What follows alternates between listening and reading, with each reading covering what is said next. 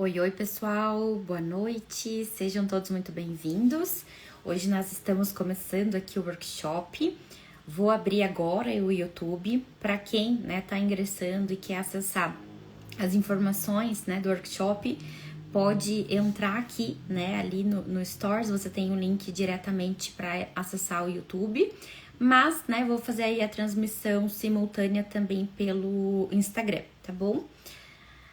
Vamos lá, então, vamos começar. Hoje a gente tem, muitos conhecimentos aí pra gente compartilhar a respeito da superdotação. Hoje nós vamos falar sobre, deixa eu só colocar aqui pra começar o nosso YouTube.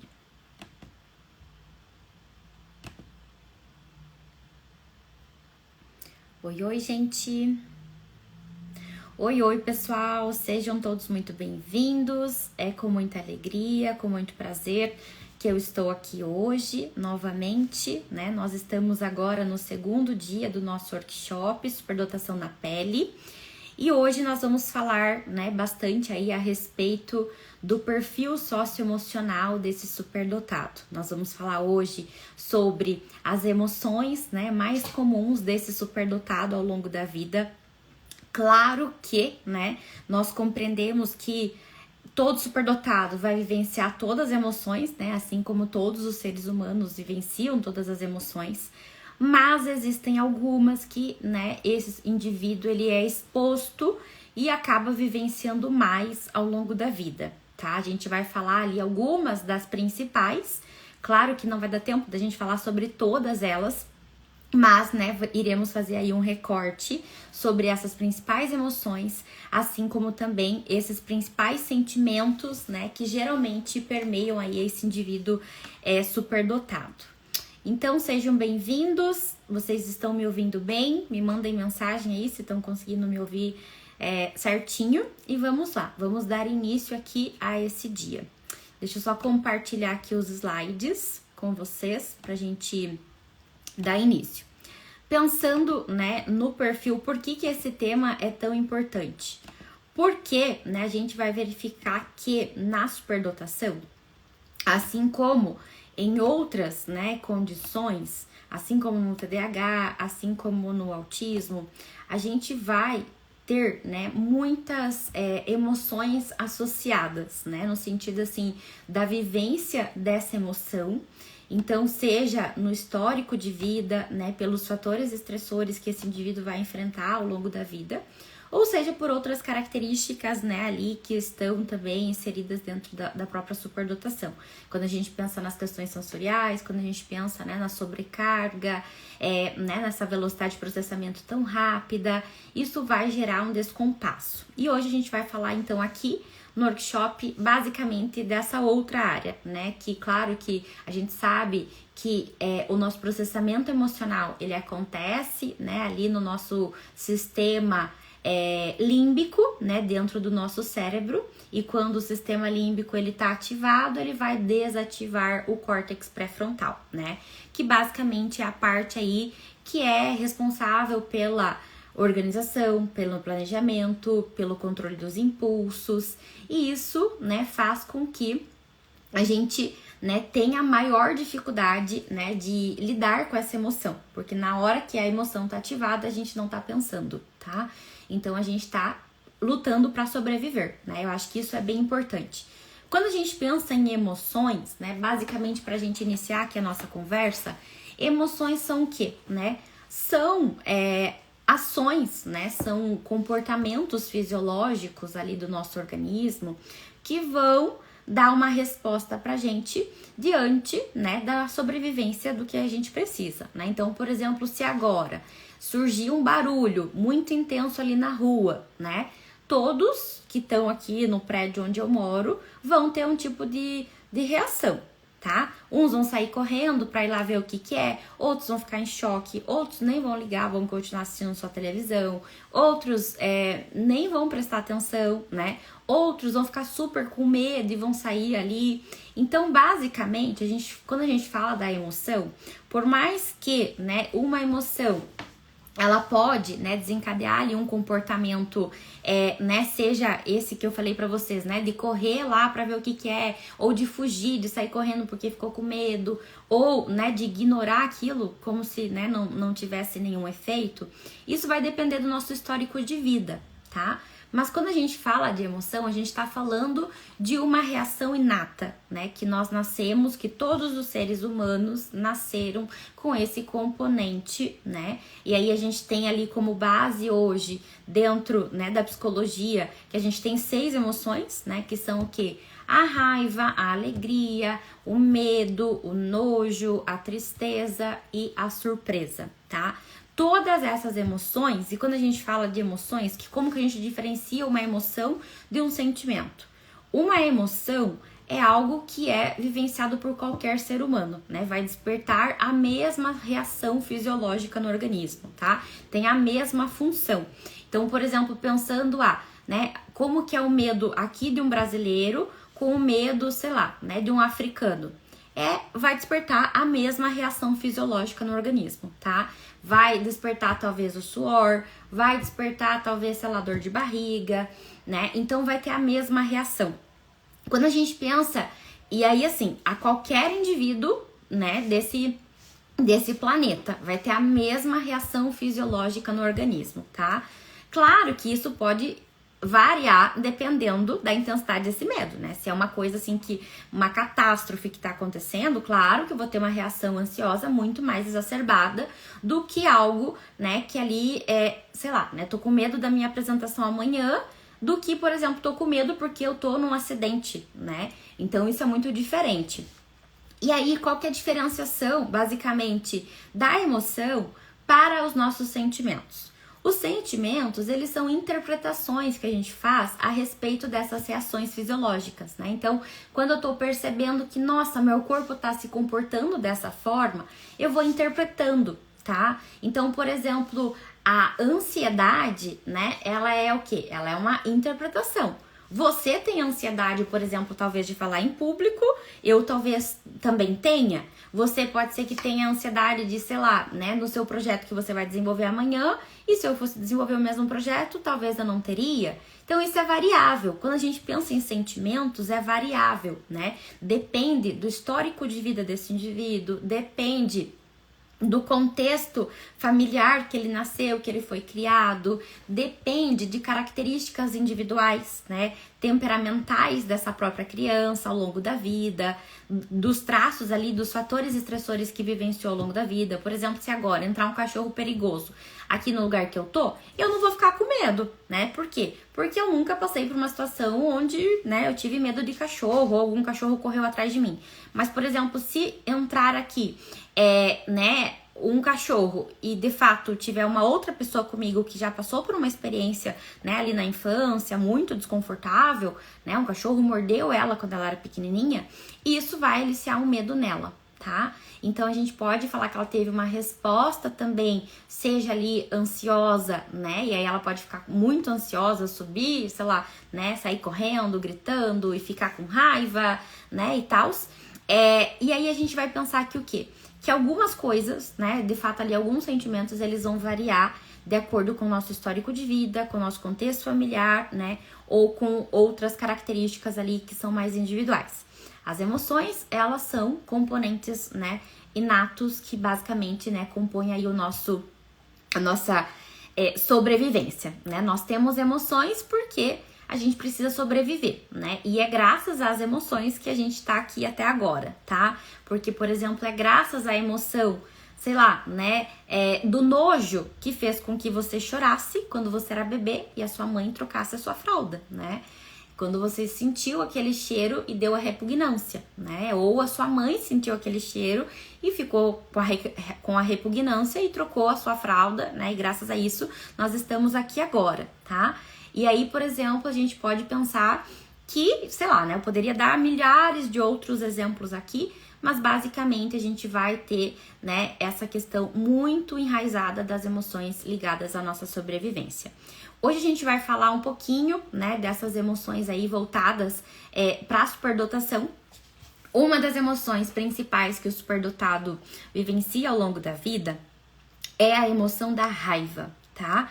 Quando a gente pensa na emoção da raiva, a raiva, basicamente, ela é uma mensageira, né? Nós temos aí na nossa cultura uma cultura de ignorar a raiva, né? A gente quer que as crianças não tenham raiva, a gente quer, né, que a gente aprende que a raiva ela é negativa e não é, tá, gente? A raiva ela é extremamente positiva, ela é muito importante num processo de sobrevivência. É pela raiva, né, que a gente consegue se defender. É pela raiva que a gente consegue perceber que os nossos direitos não estão sendo supridos, que os nossos direitos não estão sendo vistos ou que eles estão sendo violados. É pela raiva que a gente se coloca em movimento para a resolução de problemas, para a resolução de conflito, né? Então, eu sempre costumo dizer que a raiva ela é uma mensageira, né? Ela é uma mensageira, ela é uma sinalizadora de que tem alguma coisa de errado, tá? Tem até um livro infantil que são lá 50 atividades para fazer com a raiva e ele realmente vai colocando, né? A raiva, ela basicamente tem o intuito de trazer pra gente uma chamada de atenção. Opa, alguma coisa de errado tá acontecendo, né? Alguém tá aqui tentando me passar a perna, essa pessoa tá querendo me manipular, essa pessoa me ofendeu, essa pessoa, né, tá negligenciando os meus direitos, aqui essa pessoa tá ultrapassando os meus limites. Então a raiva, ela vem para comunicar isso, né? Algum aspecto que de fato precisa ser visto e de fato precisa ser olhado. A raiva, ela não é a agressão, né? A agressão, a fúria, né? O comportamento ali, por exemplo, agressivo, basicamente é uma diferença, né? O que a gente faz com a raiva, tá? Então, por exemplo, a raiva, ela é saudável. Só que a forma que a gente externaliza essa raiva, ela pode virar um conflito, né? Ela pode ser de uma forma agressiva, ela pode ser de uma forma passiva, né? Que eu vou lá e engulo a minha raiva, engulo as minhas necessidades, né? E deixo que o outro viole os meus direitos ou as minhas necessidades. Ou então, né? Eu posso desenvolver um perfil assertivo de comunicar a minha raiva, né? De forma adequada. Eu, né? Sempre costumo também dizer que a gente precisa ventilar essa raiva, né? Então, quando que o superdotado fica com raiva? Pensem aí em vocês, tá? Até se vocês que estão aqui e querem fazer uma experiência, peguem uma folha de sulfite, peguem agora um caderno de anotações de vocês e vocês vão colocar o que realmente desperta raiva em vocês, né? Diante ali das experiências que vocês têm ao longo da vida. Eu particularmente, Poliana, quando que eu fico com raiva? Quando eu noto que alguém tá querendo me passar a perna, quando eu noto que alguém tá falando de uma forma que não é verdadeira, que ela tá querendo me enganar, né? Ela tá querendo manipular. E quando eu noto que só eu tô percebendo aquilo, né? Num contexto ali de um monte de gente. Quando algo não é justo, quando o meu direito, né? Aquilo que eu comprei, por exemplo, quando você compra, sei lá, você comprou uma pizza, passei recentemente por isso, comprei uma pizza, né? E quando a pizza chegou, ela tava virada. Né? Eu fiquei morta de raiva, fiquei com muita raiva, por quê?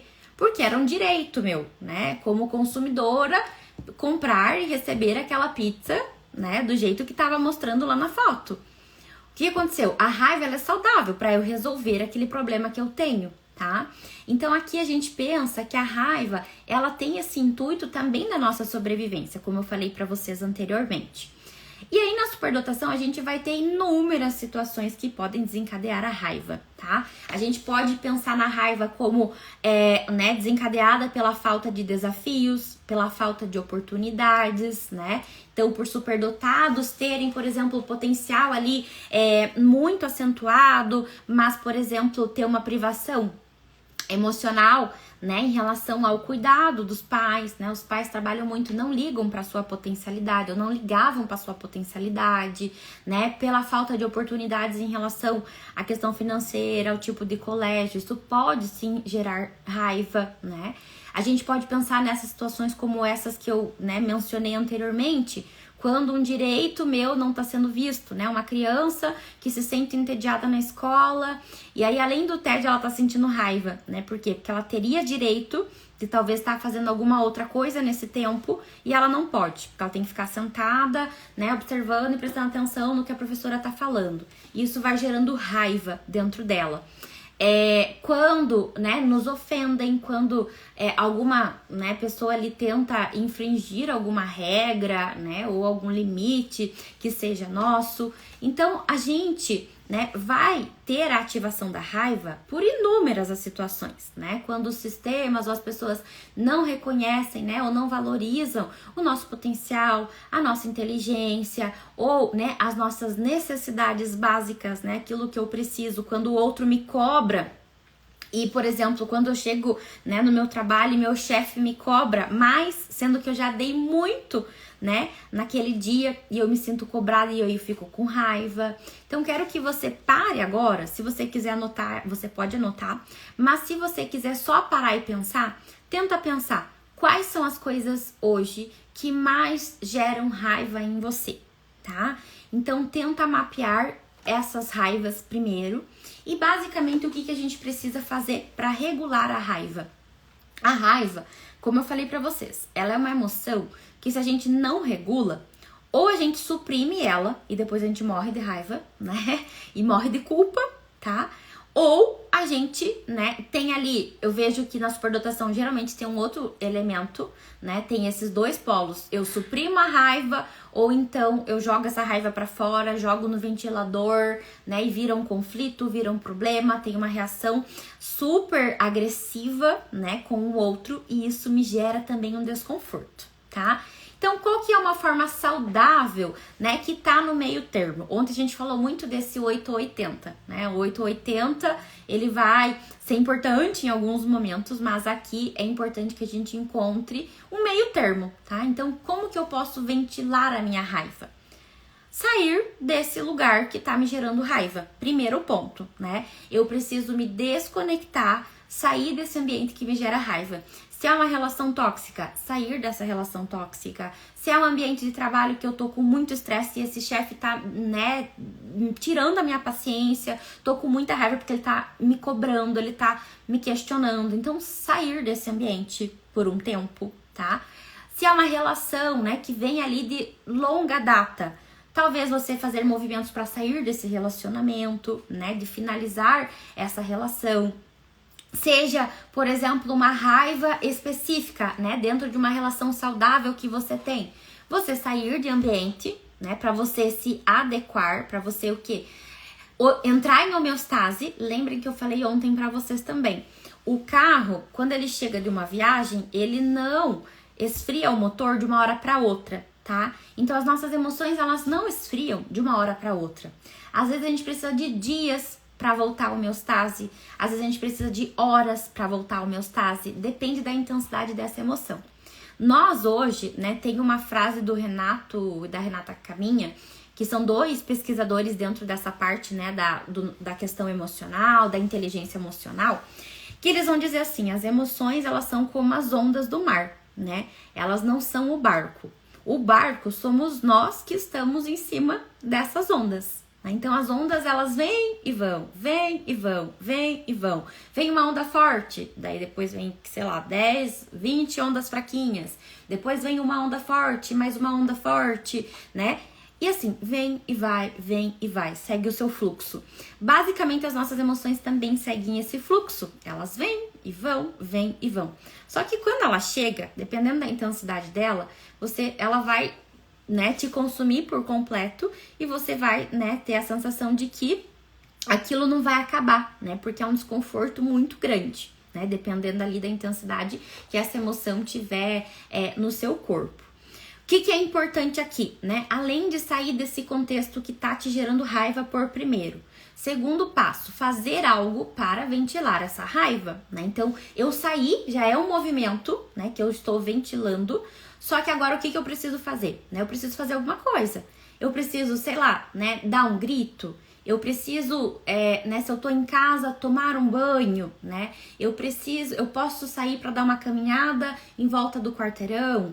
Eu posso sei lá, escutar uma música muito intensa, né, que eu gosto. Eu posso, sei lá, amassar uma folha de sulfite e apertar ela porque eu tô com muita raiva. Eu posso, sei lá, pegar o travesseiro e apertar e bater no travesseiro porque eu tô com muita raiva? Posso, tá? Então, são formas, né, da gente ventilar a raiva. E isso, gente, claro que é muito individual, né? Cada um vai ter o seu jeito. E assim, isso a gente precisa entender também que isso pode ser variável ao longo da vida. Pode ser que, por exemplo, você usava uma ferramenta antes, né? Sei lá, você batia no travesseiro antes, né? Quando estava bravo. E aí isso agora já não faz mais sentido, né? Então você agora pode, sei lá, usar uma outra ferramenta. Eu gosto muito de pensar, quando a gente pensa aqui nas questões emocionais, da gente prestar atenção no aqui e no agora, tá? Da gente usar técnicas de mindfulness, né? Da gente fazer ali respiração para prestar atenção no momento do agora, atividades sensoriais, né? Então, se eu posso mexer na areia, eu vou lá na praia e vou ficar respirando, né? Aquela brisa do mar e sentindo a textura da areia. Vou pegar um gelo e vou ficar com gelo na mão, passando de uma mão para outra até eu me acalmar. Vou colocar a mão na torneira, né? E sentir ali a temperatura da água, prestar atenção naquela temperatura, num copo geladinho. Então, a gente pode pensar que existem inúmeras, né, estratégias que podem ser usadas aqui, tanto na infância quanto na fase adulta, né, que são importantes e que geralmente vão fazer o quê? Vão ventilar. Segundo, né, então, primeiro ponto, sair desse contexto. Segundo ponto, a gente fazer alguma coisa que eu recomendo muito, que seja uma coisa sensorial, né, que envolva o seu tato, você pegar, você sentir, você cheirar o cheiro, né, vou acender uma vela, vou acender um incenso, sei lá, né, uma coisa que faça sentido e faça parte da sua rotina. Vou escutar uma música, vou ir na piscina nadar, né? Vou sair correndo pra malhar, não sei, né? Depende aí do seu perfil, das coisas que você gosta. Então, esse seria o aspecto, né? De então se conectar com algum aspecto sensorial e se conectar com aqui e com agora. E o terceiro ponto é o que eu vou fazer depois, tá? Então, por exemplo, o motor do carro já baixou, né? Ele já tá frio. E aí, essa emoção já passou, tá? O que eu vou fazer depois? O que acontece? Quando a gente tem comportamentos aqui conflitivos, quando a gente tem agressividade, geralmente os comportamentos são feitos no momento da raiva, né? Então, no momento da raiva, como eu falei pra vocês, o nosso córtex pré-frontal tá inibido, né? Então, a gente não tá, de fato, tendo, né, total controle dos impulsos, a gente não tá pensando na resolução de problema, a gente só tá ativado pela raiva, né? E nesse momento a gente tende a tomar péssimas decisões quando a gente tá inflado pela raiva, né? Então o que é importante aqui? Que a gente volte à homeostase, que o nosso corpinho ele volte, por exemplo, subiu a raiva, como se subiu a onda, né? Então tem que baixar a onda para depois fazer alguma coisa, tá? Então aqui quando a gente fala depois fazer alguma coisa, é a tomada de decisão. O que eu vou fazer, né? Eu vou chegar lá e vou falar para essa pessoa que eu não gostei da forma que ela falou comigo. Eu vou chegar lá e vou comunicar para ela que, olha, né, dessa forma não dá pra gente continuar. Eu vou chegar lá pra ela e vou dizer assim, olha, né, essa frase que você falou me desrespeitou por tal e tal coisa. Dessa maneira, né, que você tá gerenciando ou fazendo as coisas, eu me sinto pressionada e não acho justo, porque eu estou entregando o meu trabalho de forma muito adequada. Então, depois a gente vai pensar na resolução de problema, que geralmente vai por uma via de comunicação, né? Eu vou precisar comunicar a minha necessidade e comunicar por que surgiu ali aquela raiva. Então, eu posso comunicar assim, né, desses modos que eu falei aqui, alguns exemplos para vocês. Ou, né, eu posso, se valer a pena, né, se é algo que vale a pena, então a gente também tem que avaliar isso. Será que esse outro, né, ele tá aberto a isso? Será que esse outro, ele tem um perfil que vai entender, né, o que eu vou expressar? Ou não, vou só jogar coisa no ventilador e vai aumentar o conflito, essa pessoa vai ouvir por aqui, sair por aqui, não vai fazer nada, vai ser pior ainda. Então, assim, Aí é o momento de vocês refletirem, né? Vale a pena eu me comunicar? E aí se comunicar de uma forma mais assertiva, né? Expressando, olha, fulano, fiquei muito chateado ontem, né? Quando você me cobrou tal coisa do meu trabalho, pela forma que você falou, né? Parecia que você estava tirando sarro, mas parecia que você estava me cobrando. E isso foi muito desconfortável de sentir. Naquele momento de ontem, eu não fiquei, né? Eu fiquei tão desconfortável que eu não consegui falar pra você naquele momento. Mas saiba que né, isso pra mim é inaceitável, né? Eu não tolero esse tipo de comportamento. Então eu posso dizer isso depois, né? Mas quando a gente tá com raiva, a gente só vai agir pra sobreviver, né? Então a gente às vezes não vai ter coragem de falar isso, às vezes a gente vai tentar falar isso e vai falar, sei lá, pela agressividade, né? Por isso que é importante que a raiva já esteja baixa nesse momento. Ou então, né, de fato, você aí tomar decisões que possam, né, atender sua necessidade. Por exemplo, é um contexto que né, eu tô sentindo muita raiva, mas nada tá sendo feito, né? Comuniquei uma vez, comuniquei a segunda, comuniquei a terceira vez, na quarta vez. Será que eu preciso mesmo expressar a minha necessidade, aquilo que é importante pra mim? Ou será que então eu tenho que pensar num outro jeito de resolver isso, né? Preciso sair desse contexto, preciso ir embora, né? Preciso pensar, sei lá, né, em mudar esse contexto. Então, isso também é importante pra gente refletir. Segundo aspecto, né, das emoções ali mais importantes vivenciadas na superdotação, a tristeza. A tristeza, ela assim como as outras emoções, né, ela vai surgir ali também de uma forma adaptativa.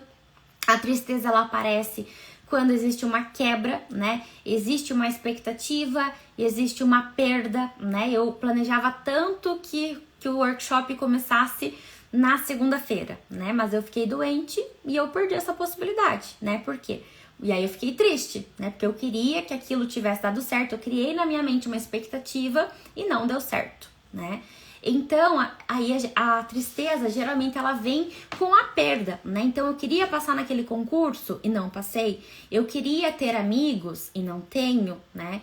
Eu queria ter, né, sei lá, né, mantido aquela relação há mais tempo. Eu queria ter mantido aqueles amigos, né, por longa data, mas não mantive. E isso pode me gerar uma tristeza. Então, eu vejo que na superdotação a gente vai ver aqui essa questão do isolamento, né? Então, eu queria ter pares parecidos comigo, eu queria ter relações genuínas, né? Eu queria conhecer outros que, né, tivessem ali um perfil mais próximo, semelhante, onde eu pudesse ser eu mesmo, e não tenho, tá? Quando eu me sinto incompreendido, né, o outro não compreende minhas necessidades, ou me sinto invalidado, né, dentro do contexto ali familiar, do contexto né, de relacionamento, ou então de um contexto da escola, né, a criança ela queria alguma coisa, mas ela não recebeu aquilo, né. Então, seja ali porque ela não recebeu aquilo, seja porque ela perdeu aquilo, né? Muito comum, por exemplo, as crianças entrarem, né, ficarem muito tristes quando perdem algum tipo de coisa, né? Perde a Olimpíadas, perde um cachorrinho, perde um ente familiar, né? Um ente querido. Então, a tristeza também, ela faz parte ali da nossa vida. E quando a gente, né, se sente também ali incapaz de se encaixar nesse ambiente social, que vai gerar também o isolamento, né? Quando a gente sente ali que, nossa, eu me sinto estranho, me sinto esquisito, e quando eu me conecto com esse pensamento, isso gera uma tristeza, né? E às vezes até pode gerar uma desesperança, e a tristeza, ela é uma das emoções que vai, né? Por exemplo, a tristeza, ela não é depressão, tá? A depressão é o quê? A presença da tristeza muito constante na nossa vida. Então, é quando eu predominantemente tenho um humor triste, né? E aí a gente vai ter ali critérios diagnósticos, né? Que a gente não vai ter só o humor triste. Quando a gente pensa num quadro depressivo, a gente vai ter uma desesperança do futuro, né? Eu olho pro futuro e não vejo sentido. A gente vai ter uma apatia, né? Então, eu não vejo sentido, eu não quero fazer nada, não quero ver as pessoas. Vai ter um isolamento social, vai ter, às vezes, uma perda de apetite ou uma busca, né, compulsiva pelo apetite. Vai ter uma questão do sono, vai perder o sono, né? Ficar com insônia ou então vai ter um aumento do sono, né? A pessoa que dormia 12 horas passa a dormir 16 horas, né? 20 horas, para ela se desconectar desse sentimento. Geralmente também vão ter, né, pensamentos muito autodepreciativos sobre si mesmo, pensamentos, né, ali também que venham, né, de cunho em relação à morte, à sua própria existência, ideação suicida. Isso a gente vai pensar num quadro depressivo. Aqui a gente tá falando só da emoção tristeza, tá? Que basicamente permeia a todos nós. Como que a gente faz, né, quando a gente tá triste? O que basicamente a tristeza, né, ela geralmente vai aliciar na gente, né? Uma resposta ali do choro, de ficar mais cabisbaixo, ficar mais sem energia, né? Ficar ali mais recluso na nossa. Mas tem coisas que de fato fazem com que a gente se sinta conectado, né? Geralmente a gente vai ativar também a tristeza por essa sensação de desconexão, né? Eu tinha lá um cachorro e esse meu cachorro morreu, né? Então agora eu não tenho mais essa conexão com aquilo que fazia muito sentido pra mim, né? Eu tinha lá um namorado, um esposo, um amigo e terminei esse relacionamento, né? Esse meu amigo foi embora para outro país e agora não tenho mais esse amigo. Então eu vou ter que lidar com o quê? Com essa desconexão. Então quando a gente pensa aqui na emoção da tristeza, coisas importantes são coisas que nos conectem com a nossa necessidade, né? Que nos conectem com aquilo que a gente está sentindo. Eu sempre, né, recomendo aqui na tristeza coisas assim também sensoriais, né? Então assim, um banho quentinho, né, tomar banho com uma música que você gosta, com uma música que é muito importante, que você escutou ela em muitos momentos da vida que foram muito difíceis para você. Então ouvir aquela música ali, né, às vezes até repetidamente, ouvir 3, 4 vezes aquela música que faz muito sentido para você. Sei lá, né, ouvir uma palestra, um podcast que faz muito sentido para você, que acolhe aquele sentimento, buscar estar, né, ao lado de pares que fazem sentido também para você. Então ligar para um amigo, onde você pode expressar, né, através ali da comunicação, expressar essa tristeza. Ou então, né, fazer alguma coisa com esse amigo, né, no sentido assim de, vou sair pra, sei lá, né, pra gente dar uma volta no parque, em algum lugar. Questões assim também que visam, né, essa conexão com a gente, né, ser abraçado, ser acariciado, né, que alguém faça, sei lá, um cafuné na nossa cabeça, que alguém faça uma massagem em nós, né. Isso geralmente vai fazer o quê? Que a gente restabeleça essa conexão, né, com a gente e com o outro, tá? Então, seja com um ente querido, seja com um amigo próximo que tá ali, seja com o esposo, com o filho, então com as pessoas que estão próximas de nós. E se, né, não tem de fato, às vezes, ali ninguém naquele momento, a gente com a gente mesmo, né? Então, eu vou sair, vou tomar um banho, vou tomar um chá quente, né? Coisas que, de fato, vão também fazer com que a gente ventile essa tristeza, mas de uma outra forma, né? De uma forma mais acolhedora, porque a gente tá falando aqui de uma outra emoção, né? Da tristeza. Então, por isso que a gente também vai pensar aqui que no momento de tristeza, a gente não quer sair por aí correndo, né, na esteira. Não, a gente só quer deitar em posição fetal na cama e ficar chorando, né? Quando a gente tá muito triste. Então, a gente precisa respeitar isso, né? Então, eu vou deitar, vou pegar aquele cobertor, né, que eu gosto, vou espirrar aquele perfume que eu gosto, né, no cobertor para eu sentir aquele cheiro, aquele conforto sensorial. Eu vou, sei lá, apertar uma bolinha que eu tenho, né, e que eu gosto de ficar apertando enquanto eu tô deitada. Vou colocar um foninho, vou escutar uma música deitada. Vou fazer uma comida que eu gosto, né? Uma comida que, sei lá, é importante pra mim, que minha avó me ensinou, que, sei lá, que eu aprendi, ou que eu comi em algum lugar que foi importante na minha vida. Vou ir em algum lugar, né, pra comer isso que é importante, sei lá, vou comer uma torta naquele lugar que eu gosto, que é muito importante pra que eu me sinta conectado, tá? Então, essas são as coisas, né, que geralmente ali nos auxiliam muito na conexão e na autorregulação da tristeza. Como vocês já viram até agora, não tem como vir a página, a tristeza vai embora, a raiva vai embora. Não existe isso, tá, gente? E se alguém em algum momento da vida de vocês prometerem isso pra vocês, fujam, saiam correndo, porque Isso não existe, né? A emoção vem, ela fica e ela vai embora, tá? Ela não vai embora de uma forma mágica. Ela precisa de tempo, né? E é claro que ela pode ir embora sem a gente fazer nada. Ela pode ir, tá? Mas, de fato, assim, quando a gente atende a nossa necessidade de uma outra maneira, que é essa que eu estou, né, expondo aqui pra vocês, a gente tende a suprir o nosso potinho, né? Então, por exemplo, quando eu perco um amigo, qual que é o potinho que tá prejudicado? O meu potinho de vinculação segura, né? De vínculo seguro. Então, quando eu vou lá e como uma torta, ou quando eu faço uma videochamada com um amigo que tá lá em outro lugar, né, pra saber como está esse amigo e compartilhar ali aquilo que aconteceu comigo, eu me sinto conectado e eu me sinto vinculado e seguro novamente, tá? Então, por isso que é importante que a gente supra o nosso potinho de necessidade em cada momento. Além disso, né, se vocês tiverem dúvidas, gente, podem ir mandando aqui, tá? Eu tô aqui com as redes sociais, vou ir dando uma olhadinha, podem ir mandando as suas dúvidas aqui. Aqui, né, na tristeza também, se vocês estiverem aí agora com papel, tentem marcar, né, que coisas realmente que deixam você triste. E não marquem só assim, ai, nossa, perdi um ente querido, né, ai, não passar no concurso, não poder ir para tal lugar que eu queria ir, mas coisas do dia a dia, né? Às vezes a gente fica triste porque, por exemplo, eu, Poliana, eu fico triste quando tem um hater que vai lá e coloca um comentário nada a ver no meu post, né? Ou vai lá e faz um comentário extremamente inadequado, né? Aquilo me deixa, ai, nossa, aquilo me desmotiva, né? Eu fico com pouca energia, às vezes, tipo, nem mexo mais nas redes sociais naquele dia, porque nossa, aquilo pra mim deu, além de ativar a tristeza, ativa a raiva, às vezes junto, né? Então, a gente precisa entender que a tristeza, ela faz parte da vida e nem sempre ela vai vir com essa intensidade. Claro que quando a gente perde um ente querido, ela vem numa intensidade muito abrupta, né? Mas ela faz parte da nossa vida, né? A gente se decepciona com as pessoas, a gente cria expectativas e não dá certo, tá? Então, também pensem aí no dia a dia de vocês. Além disso, a gente vai falar aqui do medo.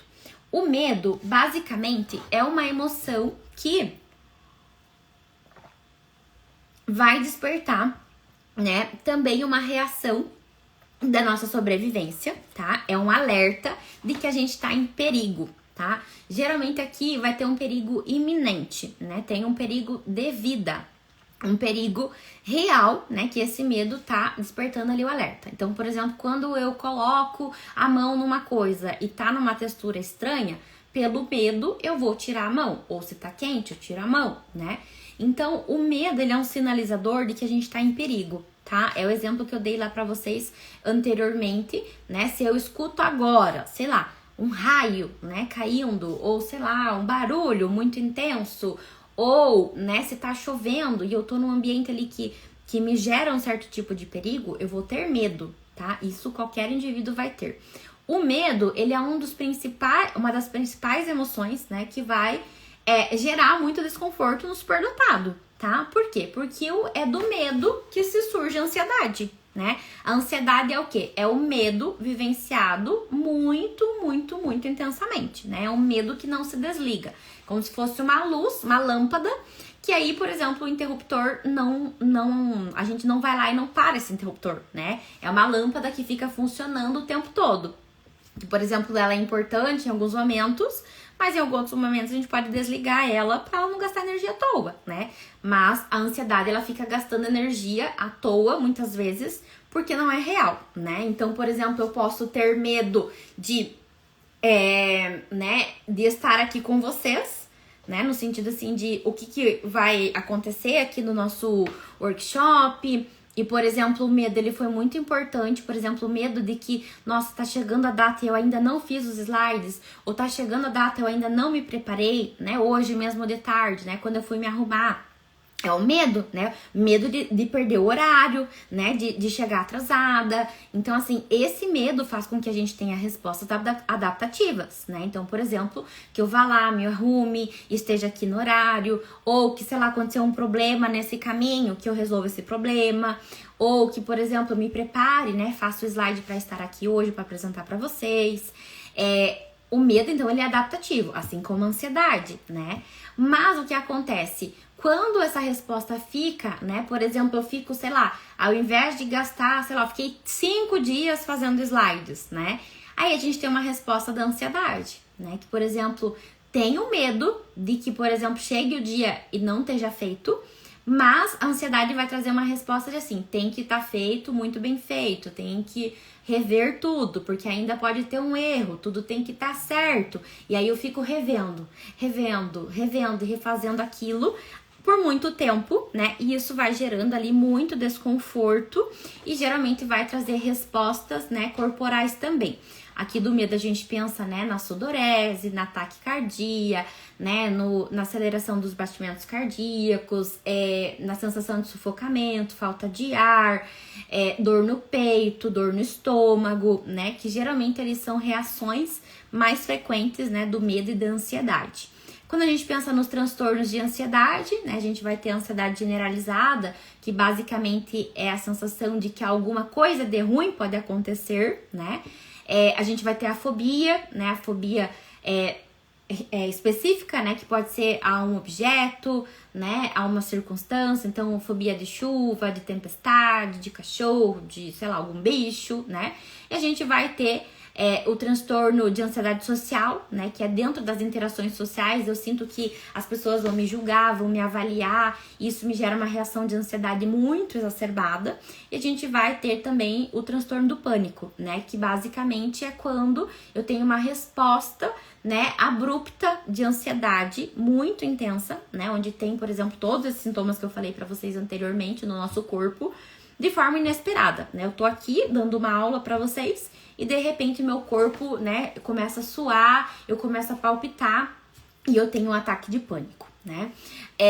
Aqui, gente, a gente vai pensar que o medo, ele, por si só, ele tem esse quesito também da nossa sobrevivência e ele é muito importante como um sinalizador de perigo, né? Então aqui a gente pode, o medo pode ser ativado em relação ao medo de fracassar, né? E aí vai ter uma postura ansiosa de fazer milimetricamente perfeito, né? Vai retroalimentar ali os pensamentos que a gente falou ontem. O medo da rejeição, medo de ficar sozinho, medo de não ter amigos, né? Medo da reação das pessoas, né? O que as pessoas vão achar de mim se eu falar isso. Medo em relação à pressão, né, para atender às expectativas elevadas, né, associadas ali à sua performance, ao seu potencial. Então, isso geralmente o medo, né, ele vai ter uma resposta assim muito intensa nesse organismo, até maior que a tristeza e até maior que a raiva, né? O medo é uma das principais ali que vão gerar esse desconforto no nosso corpo e vão gerar daí as crises, né? As crises emocionais, as crises de pânico, as crises de ansiedade. O medo também pode ser, né, vindo ali no superdotado por medo de ser julgado, medo de ser ridicularizado, né? Porque aquilo já ocorreu, né? Então eu tenho medo de que aquilo aconteça novamente, né? Então é o medo que permite que, sei lá, que vocês fiquem quietinhos e ninguém fale nada, né? Porque, tenho medo de que eu fale uma besteira, né? E aí, assim, ele me protege, né? Porque, de fato, eu não falei nada, então não tô vulnerável a, né, ter cometido ali o erro de falar uma besteira. Mas também ele, né, me prejudica porque talvez é a chance que eu pudesse interagir com outras pessoas, né? E conhecer outras pessoas. Então, a gente vai ter aqui no medo... Basicamente, eu costumo, né, entender basicamente o que a gente faz quando a gente tá com medo. A gente pode lutar contra esse medo, né, vamos pensar, sei lá, né, nos homens da caverna, né, quando chegava um urso, né, ali, o que eles faziam? Eles poderiam atacar o urso, eles podem fugir do urso, sair correndo, ou eles podem se fingir, sei lá, fingir de morto, né, ficar dentro da caverna, escondido pra se proteger. Então, o primeiro ponto aqui da gente entender essa emoção do medo é a gente entender esse mecanismo de enfrentamento, né? Qual que é a estratégia de coping, que é basicamente, né, a estratégia de enfrentamento que a gente tá usando. O que eu faço quando eu tô com medo? tá? O que eu faço quando eu sinto esse perigo, né? Eu tô fugindo, e aí a partir disso, a gente pensar nessa proposta igual a gente fez anteriormente da emoção, da raiva, da emoção da tristeza, né? Então, quando eu tenho medo, é importante também que eu me sinta acolhido, né? Que eu me sinta o quê? Protegido, amparado, né? Então, aqui é importante que o quê? Sei lá, eu expresse esse meu medo para outro par, né? Seja meu terapeuta, meu psicólogo, minha psiquiatra, para o meu esposo, para a minha esposa, para o meu namorado, para um amigo. Então, eu posso expressar isso para eu me sentir protegido e amparado. Eu posso fazer coisas também, né? Quando a gente tá com medo, então eu posso fazer coisas para me proteger. Então, se eu tô com medo de que alguém, né, tenha ali um comportamento, né, sei lá, que alguém me julgue, que alguém me fale alguma coisa sobre mim. Então, eu posso ter um comportamento para me proteger, no sentido de sair daquela situação, no sentido de talvez impor limites, né, ou falar alguns limites ali dentro daquele contexto, ou me esquivar, né, pra de fato não entrar em contato com aquilo novamente. Do ponto de vista sensorial, né, também coisas que tragam esse tipo de conforto, né, o cobertor quente, né, a água quente, um chá quente, sei lá, né, coisas, sei lá, aquelas velas, né, que a gente acende e fica sentindo o cheiro, né, tem várias velas que tem vários cheiros diferentes, então eu me aqueço, né, eu me sinto protegida, me sinto amparada, coisas, né, que o abraço de outra pessoa, né, após ali o diálogo, isso também vão ser, né, ferramentas que vão nos auxiliar a baixar esse medo.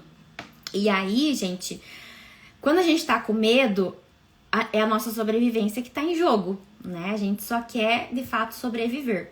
Aqui, basicamente, é a mesma coisa da raiva, né? Depois que o medo baixar, depois que eu tiver lidado com essa sensação ruim e desagradável, né, que eu senti, que eu vou resolver o problema, tá? Por que eu fiquei com medo quando esse paciente falou essa coisa pra mim, né? Por que eu fiquei com medo quando tal pessoa, né, me mandou um WhatsApp, me mandou uma palavra no WhatsApp?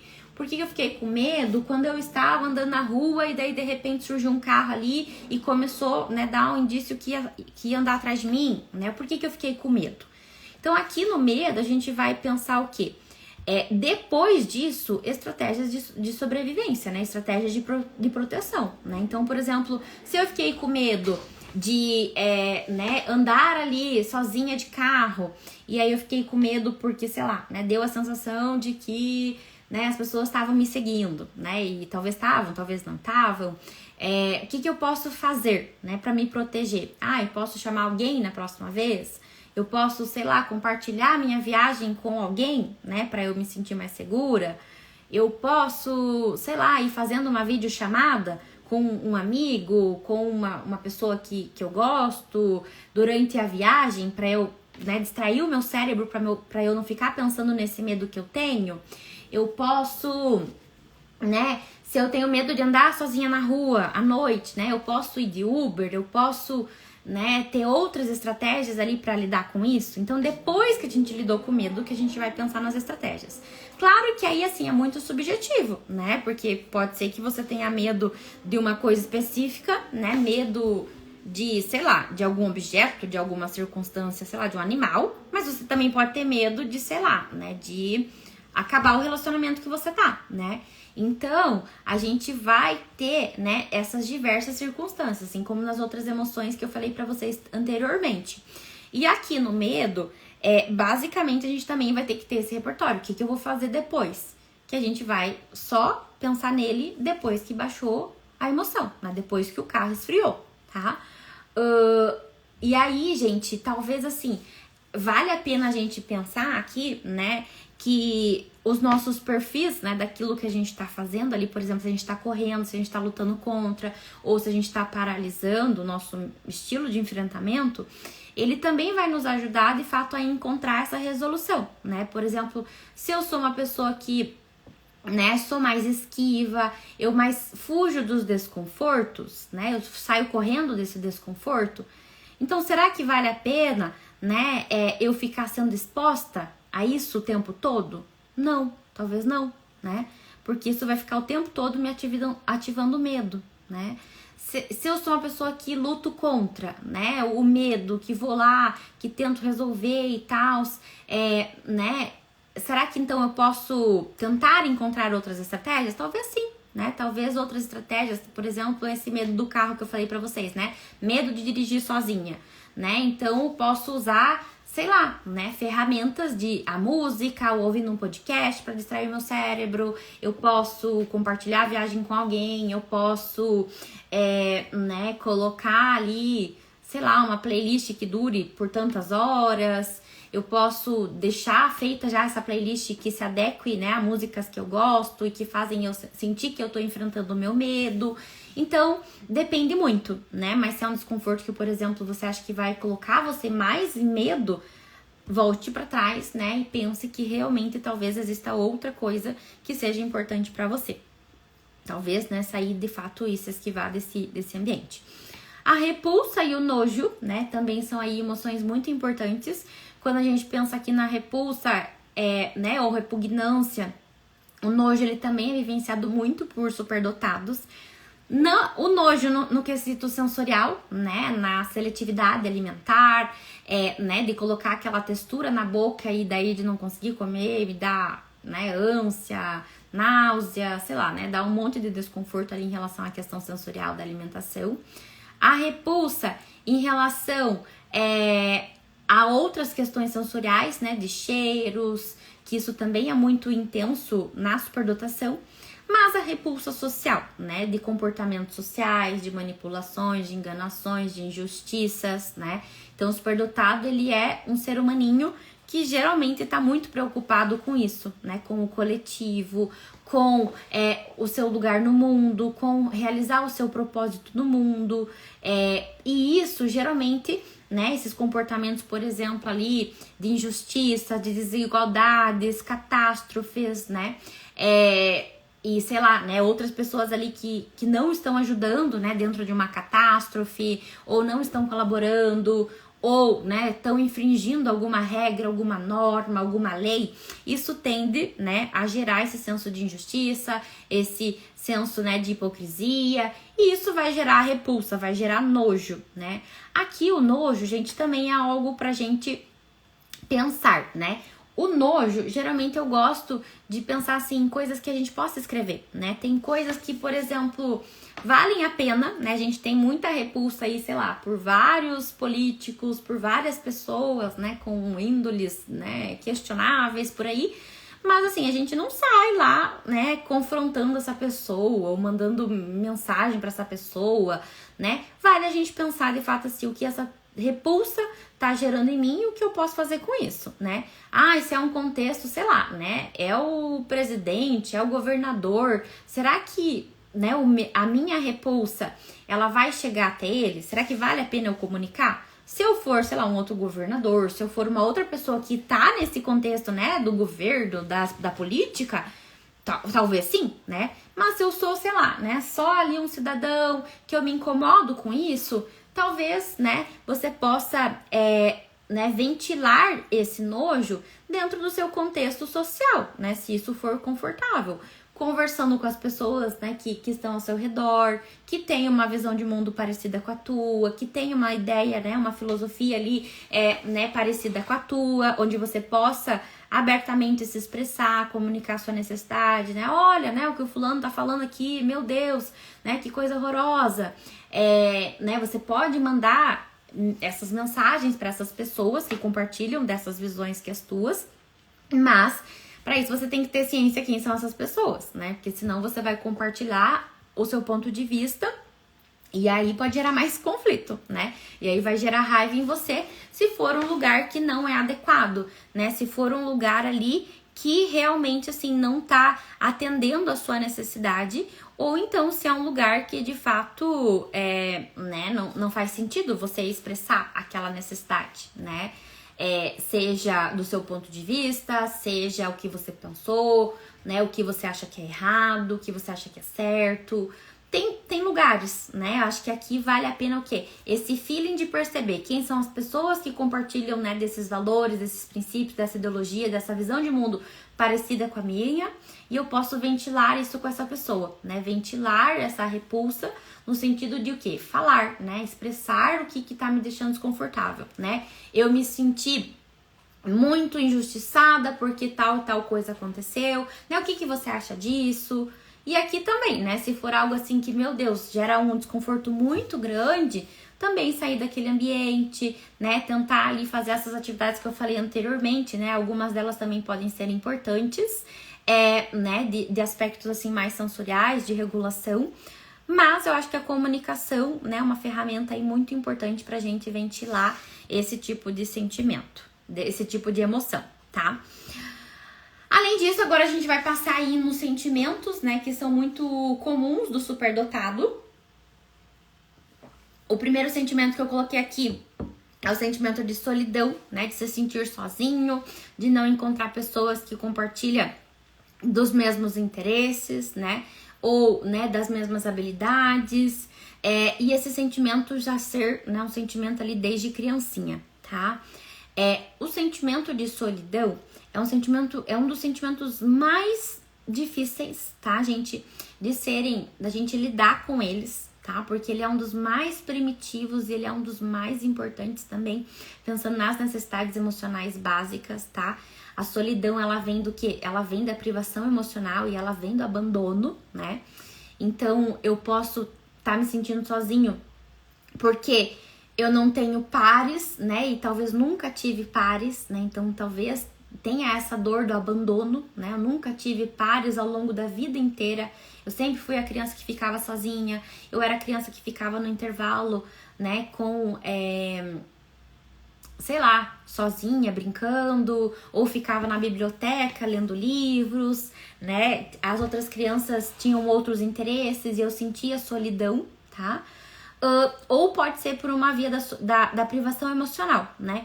Eu tinha outras crianças que estavam ali comigo, né? Que compartilhavam das brincadeiras e eu tava ali imersa naquele grupo de interação, nunca fiquei sozinha, né? Não vai ter a dor do abandono. Mas eu sinto que eu não me encaixava, né? Eu sinto que eu não pertencia àquele ambiente, né? Eu sinto que eu era um peixe fora d'água, né? E isso também pode gerar a solidão, né? A gente pensa daí na privação emocional. Eu tive alguém pra estar do meu lado, né? Eu tive pares, mas eles não me ofereceram o que eu precisava, né? Então eu fui privada emocionalmente, sei lá, de ser eu mesmo, de falar dos assuntos que eu gostava, né? Então a gente pode ter duas raízes, a própria questão do abandono ou então a questão da privação emocional. Isso eu falei no contexto da família, da escola, né? Mas pode ser no contexto da família, né? A solidão em relação eu não tive pai, né? Porque meu pai se separou da minha mãe, ou porque meu pai faleceu, né? Não tive rede de apoio, né? E aí eu tenho essa sensação de desamparo mesmo, ou então da privação emocional, né? Eu tive pais, mas esses meus pais não estavam ali, né? Para oferecer o que eu precisava. Eles estavam trabalhando, eles estavam cuidando do outro irmão. As coisas, sei lá, outras coisas eram mais importantes, né? O relacionamento deles era mais importante, ou, sei lá, meus pais se separaram e daí o relacionamento deles, né, com outros pares ou com outras pessoas se tornaram mais importantes. E eu fiquei lá, largado, né? Então isso também pode gerar esse sentimento de solidão. A solidão, basicamente, também, né, recomendaria ali atividades que visam o acolhimento, né, dessa sensação. Então, assim, na solidão, o que é importante às vezes? A gente, né, buscar fotos que a gente gosta, fotos de momentos felizes, fotos de momentos confortáveis, né, que a gente passou ao longo da vida. Então, você pode ter lá um álbum de fotos, né, especiais para você recorrer nesse momento. Na solidão, você pode escrever uma carta, né, para você mesmo, expressando esse sentimento. Você pode também, né, gosto muito de pensar ali no banho quente, né, quando se sente sozinho, com uma música muito importante ao longo da vida, ouvindo essa música. No momento de solidão, também se essa solidão for muito forte, Coisas que podem também acolher a nossa necessidade, mas também se esquivar um pouquinho desse pensamento se ele é muito intenso, tá? Então, por exemplo, sei lá, uma série, né? Reassistir uma série que você gosta muito, né? Mas você vai, sei lá, fazer uma coisa que você gosta, uma pipoca do jeito que você gosta, pra você compartilhar ali da sua própria companhia, né? Então, são coisas que, de fato, assim, vão o quê? Acolher a minha necessidade, né? Emocional, de vinculação segura também, né? E de amparo, né? Aqui, todas essas atividades é o quê? É eu proporcionar essa sensação de amparo, né? Eu tô protegido, eu tô amparado, eu tô seguro. E cartões lembretes, né? Também podem ser importantes aqui nesse momento. Então, por exemplo, assim, você pode escrever um cartão lembrete para você ler, né? De tipo assim, nesse momento eu sei que eu estou me sentindo muito sozinho, estou me sentindo muito triste por isso, estou me sentindo sozinho porque hoje é sexta-noite, todos os meus amigos, né, estão ali mostrando nos stories que estão passeando, que estão nas baladas, que estão, sei lá, né, curtindo a vida, e eu tô aqui me sentindo sozinho. Mas nesse momento, o que eu poderia fazer era tal e tal coisa, né? Esse momento é só um momento da minha vida, esse momento não diz, né, a minha vida inteira, nesse momento eu sinto isso, aquilo, e aí você pode colocar tudo que você tá sentindo, as lembranças que você tá tendo e que estão passando na sua mente, né, que pode ativar outras lembranças onde você se sentiu sozinho também. E aí, né, nesse momento, você